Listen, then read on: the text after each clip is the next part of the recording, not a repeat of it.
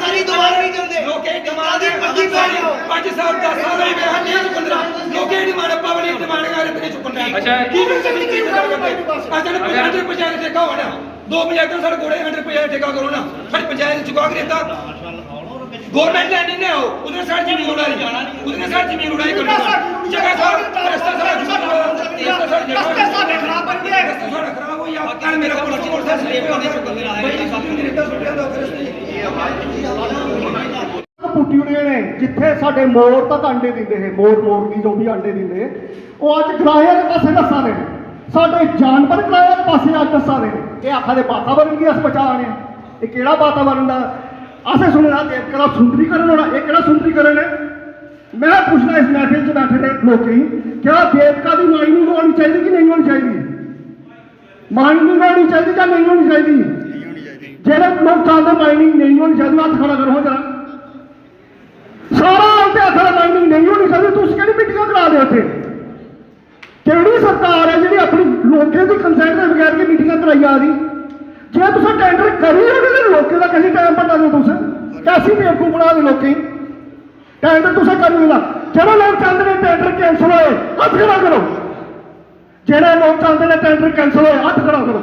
सारा आते आखर टेंडर कैंसल होना चाहिए तुम कि माइनिंग करा रहे यार बेवकूफ बना दे लोग आई वाश पकौड़े खाओ चाह पियो हथ चोड़ खा तो घरे जाओ इट मीन की सारा प्लान है प्री प्लान है लोग बेवकूफ बना रहे लोगों का टाइम बना दे तुम लोग जिन्हें किसी ने काम काज उपर जाना वो किसी बेचारा बैठे दा इस करिए मैं तुहरा आख देवका मेइया की माइनिंग नहीं होनी चाहिए ये साढ़े वास्ते मां है मरने जमने के पहले सानू 2 महीने मां ने संभालिया और मरने के बाद पता नहीं किन्ने जुआ तक सानू देवका मेइया ने संभालना है इस देवका मैया की माइनिंग नहीं होनी चाहिए देवों के माँ का दर्जा दिया गया है सही बात है धार्मिक आस्था हमारी जुड़ी हुई है और जब वहाँ पे कोई संस्कार किया जाता है तो हमारी भाषा में बोला जाता है कि फूल जो उनके फूल होते हैं जिनका संस्कार होता है उनकी जो हड्डियाँ होती हैं वो वहीं पे दफनाई जाती हैं और मैं आपको बताऊं कि कुछ लोकल लोग मुझे बता रहे थे कि आजकल क्या हो रहा है कि जो फूल होते हैं वो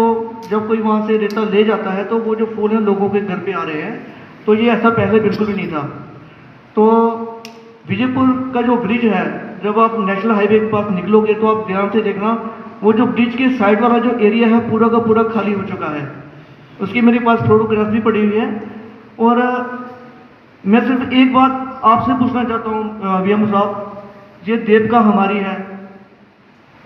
देवक माँ है, देवका हमारी है, तो क्यों ना आप इसमें एक विचार डालें कि स्पेशल सब्सिडी हमारे लोगों के लिए होनी चाहिए। जो माइनिंग जो रेता है बजरी है हमारे जो लोकल लोग हैं इनको बेनिफिट्स मिलना चाहिए क्योंकि हमारी रेता है बजरी हमारी है। तो मुझे लगता है कि इसमें जो सब्सिडी है हम लोकल लोगों के लिए होनी चाहिए। लोकल पंचायत जो नियर बाई पंचायत लगती है उस पंचायत को कंसेशंस होती हैं,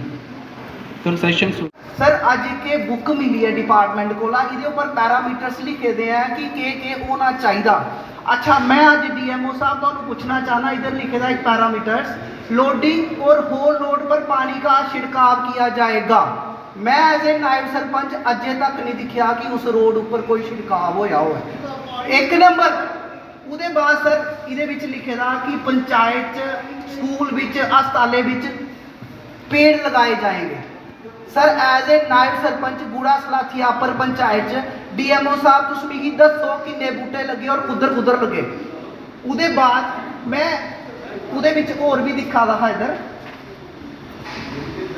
इन्हें लिखे दा उहदे विच कि सफाई सुविधाएं उपलब्ध कराई जाएंगी। डीएमओ साहब तुम दसो एज ए नायब सरपंच मेरे ग्रां वाले लोग सुनना चाहते कि सफाई थोड़े डिपार्टमेंट ने उपलब्ध कराई साडी पंचायतें की। उहदे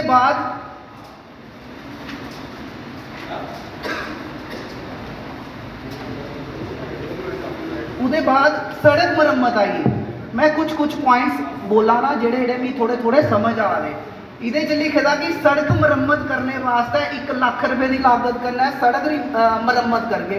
डीएमओ साहब केड़ी सड़क मरम्मत की जिहड़ी सानू पंचायत रिप्रजेंटेटिव्स की लुभदी गै नहीं। ये अजय तक ये नहीं जितने भी सवाल है ना ये आपके, अच्छा ये सारे उन्हें- सवाल जो है ये प्रोजेक्ट प्रोपोनेंट जो ठेकेदार है ना, डीएमओ साहब सुनो अस जी। क्रॉस क्वेश्चनिंग कराने मैं ਤੁਹਾਡੇ बताऊं, कन्नै जी। तुस पुछो ना इन्हें के करा दे ने ਉਹਦੇ ਬਾਅਦ ਇਹਨਾਂ ਲਿਖੇਦਾ ਕਿ दवा अस दवाइयां देगे 81,000 दी दवाइयां देगे इन्हें पुछो कुत्थे कुत्थे तुसा बंडियां ते कुसी प्रोवाइड कीतियां ਉਹਦੇ बाद लिखेदा इन्हें कि महिलाएं वास्ते शौचालय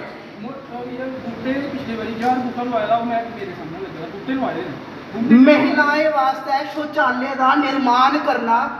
एज ए पंचायत रिप्रजेंटेटिव मिगी नहीं पता वो केड़ी पंचायत च इन्हें लाख रुपए का जो शौचालय बनाए दा लेडीज वास्ते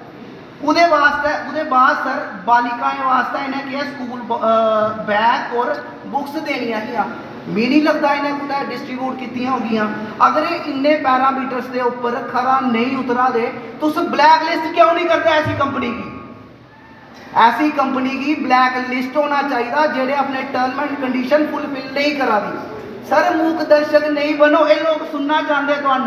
ਤੁਹਾਨੂੰ ਸਰਪੰਚ ਕੰਪਨੀ ਨੇ ਬਣਾਇਆ ਜਾਂ ਸਰਕਾਰ ਨੇ ਬਣਾਇਆ सर सानू सरपंच लोकें बनाया गवर्नमेंट का एक प्रोसीजर है